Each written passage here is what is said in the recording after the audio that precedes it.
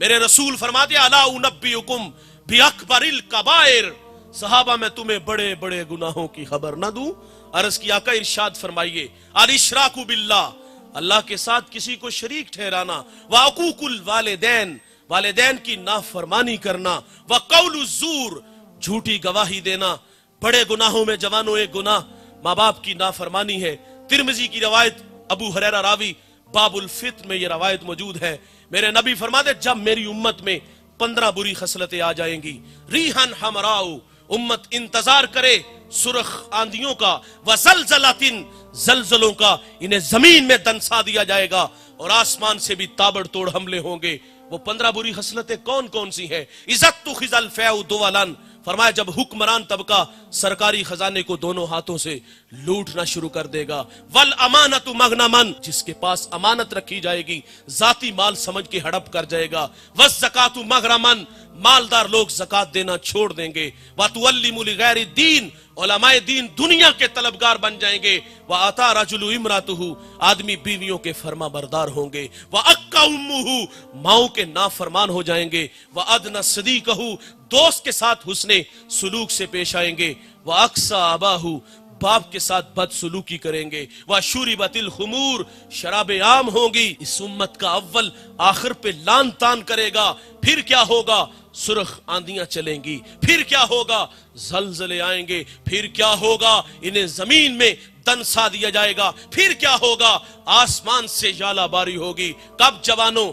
जब माँ बाप दुखी हो जाएंगे। कब जवानों? जब माँ बाप औलाद के रवैयों से नाला हो जाएंगे। फिर रहमत खुदाबंदी रूठ जाएगी और उसके जुज़वी अजाब का इजहार आपने चंद अय्याम पहले एक कश्मीर में झटका, और वो झटका यहां भी लगा था। वहां झटके ने थोड़ा सा जोर पकड़ा, सुहाग उजड़े, बच्चे यतीम हुए, अरमान कुचले। एक झटका 2005 में लगा था, मानसेरा से जिला बाग तक 1 लाख इंसानों की हड्डियां तोड़ गया था। ये जुज़वी अजाब संभलने का मौका देते हैं। ओ माँ बाप के नाफरमानो, माँ बाप का दिल दुखाने वालों, माँ बाप की नाफरमानी करने वालों, अगर खुदा की रहमतें रूठ गई, ये कोड़ा अजाब का पहाड़ों में चला तो तोड़ के रख दिया। ये अजाब का जो कोड़ा अगर पंजाब में बरसा, ये दौड़ती गाड़ियां, ये फलक बोस अमारतें, ये बंगले, ये प्लाजे, एक ही झटके में वो खाक में मिला देगा। साहिब, माँ बाप की नाफरमानी इतना बड़ा गुनाह है कि खुदा की रहमत रूठ जाती है, उन्हें जमीन में खींच के ले जाएगा। मेरे रसूल से एक सहाबी ने पूछा, बंदा नवाज कयामत कब आएगी? कोई निशानी इरशाद फरमाए। तो आका फरमाते जब माएं जलील हो जाएंगी। और ये घर घर की कहानी है। मुझे एक खातून मिली, उतरा हुआ चेहरा देखा, मैंने कहा बहन खैरियत? फूट फूट के रोने लगी। कुछ आंसू थमे तो मैंने कहा बताएंगे कुछ? तो मुझे कहती आज बेटे ने मुंह पे थप्पड़ मारा है। मेरा हाथ पकड़ के सर पे रखा, करीब था कि फट जाता। फरमाया जब औलाद नालायक हो जाएगी तो खुदा नाराज हो जाएगा। मैंने ये बातें की तो उसने मेरी बातें सोशल मीडिया पे सुन ली। मेरी दोबारा मुलाकात हुई, मैंने फिर उतरा हुआ चेहरा देखा। मैंने कहा बहन उस जालिम ने फिर मारा? कहा उसने दुखी नहीं किया, तूने दुखी किया। मैंने कहा मैंने आपको क्या कहा? कहा तेरी बातें मैंने सुनी है, सामने हजारों लोग बैठे थे और मुझे खौफ सा आने लगा कि इतने लोगों में से किसी ने मेरे बेटे को बद्दुआ ना दी हो। और मैंने कहा जालिम तू थप्पड़ मार रहा है और वो तेरी जिंदगी की भीख मांगती है। मेरे नबी फरमाते हैं, माँ बाप बड़ी दौलत है यार। हुजूर फरमाते जन्नत तुम्हारी माँ के कदमों तले है। और फिर अमलन रसूलुल्लाह ने हमें करके भी दिखाया। आप मुसल्ला इमामत पे खड़े हैं, ताहद नजर असहाब है। ये मक्की दौर नहीं, ये मदनी दौर है। यहाँ आदाब की आयतें उतर चुकी हैं। यहाँ सहाबा कितार अंदर कितार खड़े हैं। हुजूर मुसल्ले पे खड़े हैं और हुजूर को बिछड़ी माँ याद आ गई और हुजूर की आंखों में आंसू आ गए। यार मिसाल से अर्ज करूंगा, जिसने दुखों का दौर देखा हो ना, खुशहाली आए तो इंसान आरजू करता है काश कि आज मेरे माँ बाप जिंदा होते तो ये सर पे इज्जत की दस्तार देखते। मेरे दोस्त ने गाड़ी ली, मैंने मुबारकबाद पेश की तो आंखें बरसने लगी। मैंने कहा भाईजान ये खुशी के आंसू है या माजी की कुछ तलखियां हैं? उसने कहा एक जमाना था कि मेरी माँ बीमार हो गई और मेरे पास इतने पैसे नहीं थे कि मैं माँ को गाड़ी पे बैठा के हॉस्पिटल ले जाता। वो कहता माँ को गधा गाड़ी पे बैठाया और माँ रास्ते में ही जिंदगी की बाजी हार गई। वो कहता आज सब कुछ है, माँ नहीं है। मैं 1900 शाहिद भाई भी आगे बात करें, मैं 1997 में किबला रजा साकिब मुस्तफाई साहब के पास दीन सीखने गया। जब मेरी उंगली हजरत के हाथों में हाथ दी तो मुझे फरमाती बेटे मेरी आरजू है कि जिस तरह یہ اللہ رسول کی باتیں لوگوں کو سناتے ہیں، تو بھی ان راہوں کا مسافر بنے. یہ خواب تھا ان کا. 2 سال بعد وہ اللہ کے پاس چلی گئی. ہم راضی بھر رضا ہیں، جو بھی آیا ہے اس نے جانا ہے، لیکن جانے والے یاد بڑا آتے ہیں. وہ کیا کسی نے کہا تھا، مرنے والے یہ بات کیا جانے، جینے والوں پہ کیا گزرتی ہے. اپنوں کے بغیر زندگی بڑی ادھوری ہوتی ہے، اور بالخصوص یہ جو ماں باپ ہوتے ہیں بہت بڑی دولت ہے. یہ خواب دیکھا، میں نے دوڑ لگا دی. میں نے زندگی میں بڑی عزتیں پائی ہیں، پورے پاکستان میں جاتا ہوں، عزت سے نوازا گیا ہوں، لیکن کبھی کبھی آرزو مچلتی ہے میری ماں ہوتی. میں لوگوں کو رسول اللہ کی باتیں سناتا اور وہ پردے میں بیٹھ کے مجھ سے حضور کی باتیں سنتی تو میرا قد کس قدر بڑھ جاتا. انسانی فطرت ہے بھائی، وہ ڈھونڈتا ہے ان رشتوں کو. انسان کو زمانہ یاد آتا ہے نا، کبھی غربت کی لکیر پہ کھڑا تھا، اچار سے روٹی کھاتے تھے، کبھی لسی میں وہ نمک مرچ بھگو کر کے اس سے ہی روٹی کھا لیتے تھے، اور آج دسترخوان پہ انواع و اقسام کے کھانے پھل ہیں. ڈھونڈتا ہے انسان ان بوڑھوں کو، کاش ہوتے. کبھی کوئی محلے میں نہیں جانتا تھا، آج پوری دنیا میں شہرت ہے.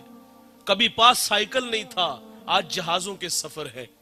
تو انسان تلاش کرتا ہے کاش وہ ہوتے تو میں ان کی عزت کرتا، میں ان کے قدموں میں بیٹھتا ہوں، ان کی خدمت کرتا. جوانوں یہ بہت میرے رسول کو ماں یاد آئی، مصلے پہ کھڑے ہیں. حضور کی والدہ کب بچھڑی؟ جب حضور کی عمر 6 سال تھی. ابوا نامی ایک چھوٹی سی بستی ہے جہاں سیدہ آمنہ رضی اللہ تعالی عنہ آ کر کے رک جاتی ہیں، اور آپ کو بخار نے آ گھیر لیا. آپ جان گئی کہ یہ بخار میری جان لے لے گا. وقت رخصت ام ایمن سے کہا کہ میرے بیٹے محمد کو باحفاظت امیر قریش تک پہنچا دینا، اور پھر حضور کو پاس بلایا. ادھر بچپنے کی معصومیت، پیشانی میں نبوت کا نور، ماں بیٹے میں کھپ سی جاتی ہے. 2 باتیں کی اور پھر ہمیشہ کے لیے پہاڑوں میں سو گئی. فرماتی بیٹا کلو حین میتن کلو جدید بالن کلو کبیر یفنا وانا میتۃ وذکر باقن وولدت طہرا. فرمایا بیٹا ہر نئی چیز نے پرانا ہو جانا ہے، ہر باقی نے فنا ہو جانا ہے. فرمایا بیٹا میں بھی جا رہی ہوں، لیکن سنو میرا ذکر باقی رہے گا، اس لیے کہ میں تیرے جیسا سونا محمد چھوڑ کے جا رہی ہوں. سانسوں کی مالا ٹوٹ گئی، موتی فضا میں بکھر گئے. حضور ماں سے لپٹ کے روئے، اور پھر اپنے ننھے ہاتھوں سے کالے پتھروں کی قبر بنائی، اس پہ آنسوؤں کا چھڑکاؤ کیا. جہاں تک ماں نظر آتی رہی حضور پلٹ کے ان کالے پتھروں والی قبر کو دیکھتے ہیں. میں نے سیدہ آمنہ کے مزار کی 2 دفعہ زیارت کی ہے. یہ مدینہ سے 350 کلومیٹر کے فاصلے پر ہے. مقام بدر سے 85، مستورہ سے 25. میں پہلی دفعہ حاضر ہوا تو پہاڑ کے نیچے تھا، ماحول خاموش ہے، ہوا کا کہیں سے کوئی ایک جھونکا بھی نہ آیا. لیکن جب سیدہ آمنہ کے قدموں میں جا کھڑا ہوا، یقین جانو ایسا لگا کہ اللہ نے جنت کے 8 دروازے ہی کھول دیے ہوں. ایسا لگتا تھا کہ جنت سے ٹھنڈی ہوائیں سیدہ آمنہ کو سلام کرنے آتی ہیں. ام ایمن کہتی میں حضور کو لے کے پہاڑ سے نیچے آئی. جب نیچے آئی تو پیچھے پلٹ کے دیکھا تو حضور میرے ساتھ نہیں تھے. فرماتی میں دوبارہ پھر پہاڑ پہ چڑھی تو میری آنکھیں کیا دیکھتی ہیں کہ حضور ماں کے سرانے کھڑے ہیں، اور وہاں کھڑے ہو کر کہہ رہے تھے امی جی آپ تو جانتے ہو کہ میرا اس دنیا میں آپ کے سوا کوئی بھی نہیں ہے. ام ایمن کی جان نکل گئی، حضور کو سینے سے لگا لیا. آقا فرمایا کرتے تھے ام ایمن میری ماں کے بعد میری ماں لگتی ہے. حضور مصلے پہ ہے، بچھڑی ماں کی یاد آئی. حضور صحابہ سے فرماتے کاش کہ آج میری ماں زندہ ہوتی، میں تمہیں نماز عشاء پڑھا رہا ہوتا، اس میں سورت فاتحہ کی قرات کر چکا ہوتا. میری ماں کو مجھ سے کوئی کام یاد آ جاتا، وہ مسجد نبوی کے دروازے پہ آ کے کہتی ابن محمد، بیٹے محمد میری بات سنو. حضور فرماتے میں نماز توڑ کے پہلے اپنی ماں کی بات کو سنتا. بہت بڑی دولت ہے ماں باپ، ان کی قدر کرو جوانوں. یہ ایک بار آتے ہیں دوبارہ نہیں آئیں گے. میرا کہنا ہے یار مانا تم شادی کے بعد بہت مصروف ہو گئے، بچے ہیں، گھر والے ہیں، کاروبار ہے، یار کم از کم 1 گھنٹہ تو اپنے ماں باپ کے لیے مختص رکھو. آپ 1 گھنٹہ ماں باپ کو تو ان کے پاؤں دباؤ، ان کے ساتھ گپ شپ لگاؤ، ان سے دل کی بات کرو، ان سے مشورہ لو، ان کے لیے تحائف لایا کرو، ان کے لیے پھول لایا کرو، ان کے لیے کپڑے لایا کرو، انہیں باہر سے کھانا کھلانے لے جایا کرو، کبھی کبھی پرانے دوستوں سے ملانے لے جایا کرو. یہ بوڑھے نہیں مریں گے اگر آپ توجہ دو گے. یہ بوڑھے مرتے اس وقت ہے جب اولاد توجہ نہیں دیتی. آپ آج سے ہی اپنے ماں باپ کو وقت دینا شروع کر دو تو یہ بوڑھے نہیں مریں گے. ہمیں غلطی لگی، ہم سمجھتے ہیں یہ شاید کہ ہم جو ماہانہ یا ہفتے بعد 500,000 روپیہ دیتے اس لیے ہماری راہوں میں بیٹھے ہوتے ہیں، اور دھوکہ لگا ہے ہمیں، انہوں نے زندگی میں بڑا پیسہ کمایا ہوتا ہے اور وہ سارا پیسہ آپ پہ ہی خرچ کیا ہوتا ہے. یہ آپ کے پیسوں کے بھوکے نہیں ہوتے جوانوں، یہ آپ کی توجہ کے بھوکے ہوتے ہیں. آپ ماں باپ کے قدموں میں بیٹھا کرو، ان کے قدموں میں بیٹھ کے یقین جانو 10 منٹ گزار کے دیکھو، آپ ایسا لگے کہ فضاؤں میں ہم اڑ رہے ہیں. عزتیں چاہتے ہو تو ان کے قدموں میں رہو. ایک دو بات گفتگو سمیٹ لیتا ہوں، بڑی اہم اور بڑی ضروری باتیں ہیں. دیکھیے والدین چلے جائیں تو انسان آرزو کرتا ہے کاش وہ ہوتے تو خدمت کرتے. ابھی میں نے اتنی باتیں سنائی، اور آرزو مچھلی جن کے ماں باپ نہیں ہے، کاش کے ہوتے تو ہم خدمت کرتے.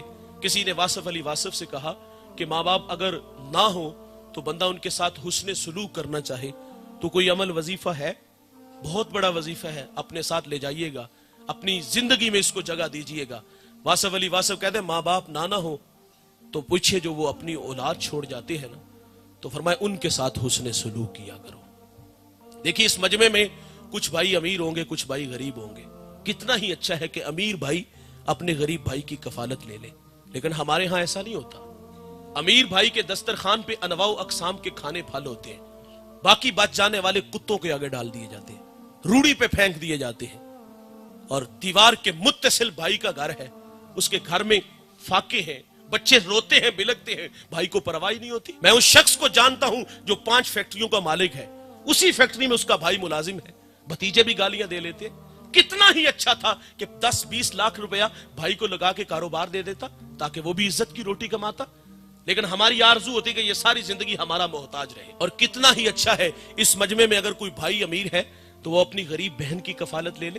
ایسا بھی نہیں ہوتا. غریب بہن تو بھائی سے رشتہ لینے آ جائے نا تو بھائی کے تیور دیکھنے والے ہوتے ہیں. وہ کہتا تجھے جرت کیسے ہوئی ہے، تو اپنی اوقات تو دیکھ، تو میری بیٹی کو 2 وقت کا کھانا بھی نہیں دے سکتی اور رازق تو ہے. ہمارا کہنا ہے بہنیں ولی بنا دیتی ہیں. یہ اچھی لگتی نہیں لیکن یہ بھائیوں کے حق میں اچھی بڑی ہوتی ہیں. ماں باپ نہ ہو تو بہنوں کے ہاتھ بھائیوں کے لیے ہمیشہ اٹھے رہتے ہیں، اور بہنیں ماں کا روپ ہوتی ہیں. یار ان سے رابطے میں رہا کرو. لیکن یہ ہمارے گھروں میں 6 مہینے بھی نہ آئے تو ہمیں کبھی ان کی یاد ہی نہیں آئی. یہ تو بیچاری ماں باپ کے بعد اگر چھٹیوں میں بھائی کے پاس رہنے آ جائے نا تو 2 دن بعد وہ واپس گھر چلی جاتی. بھائی کے تیور ہی ایسے ہوتے ہیں. کیسے بھائی ہو یار، تمہیں بچپن کا زمانہ بھول گیا؟ تمہاری زندگی کی بھیک مانگتی تھی، تمہاری بھلائیں لیتی تھی، آج تجھے بہن کی یاد ہی نہیں آتی. لوگ ہم سے مسئلہ پوچھتے ہیں مولوی صاحب بہن تحفہ دے تو لے لینا چاہیے. تحفہ کیا مانگتے ہو؟ زمین مانگتے ہو؟ بہن دے گی تمہیں زمین. وہ جانتی تھی اگر میں نے زمین نہ دی تو بھائی ہمیشہ کے لیے میرے ساتھ رابطہ ختم کر لے گا. بھائی 10 جو نا وہ نفرت کا 10 سکھا کے جاتا ہے کہ پھوپھو کو منہ نہیں لگانا، میں مر گیا تو اس کو میرا منہ نہ دکھانا. اور اس سے 5 کروڑ کی زمین ہتھیا لی، تحفے میں لے لی، اور تمہیں کبھی اس کی یاد بھی نہ آئی، کبھی اسے اپنے پاس بھی نہیں بلایا. یہ میرے نبی کی سنت ہے کہ بہنیں جب گھر آئیں تو ان کو خالی ہاتھ نہ موڑو، ان کی جولیاں بھر کے بھیجا کرو. لیکن ہمارا بہنوں کے ساتھ رابطہ. اور میں سوال کروں گا آپ لوگوں سے، بچوں کے دل میں خالہ کا پیار ہوتا ہے، پھوپھو کا کیوں نہیں ہوتا؟ رشتوں کی قدریں سکھانی چاہیے. یہ بڑی اچھی بات ہے کہ بچوں کے دل میں خالہ کا پیار ہے، پھوپھو کا کیوں نہیں آتا؟ میرے بچوں کی عادت ہے الحمدللہ، میری بہنیں آئے تو میرے بچے پھول لے کے استقبال کرتے ہیں. اپنی بہنوں کو عزت دو. اور ایک بات یاد رکھیے گا، جس گھر میں بہن بیٹی خوش نہیں روتی ہوئی گھر سے جائے گی اس گھر میں رحمت کے فرشتے نہیں آئیں گے.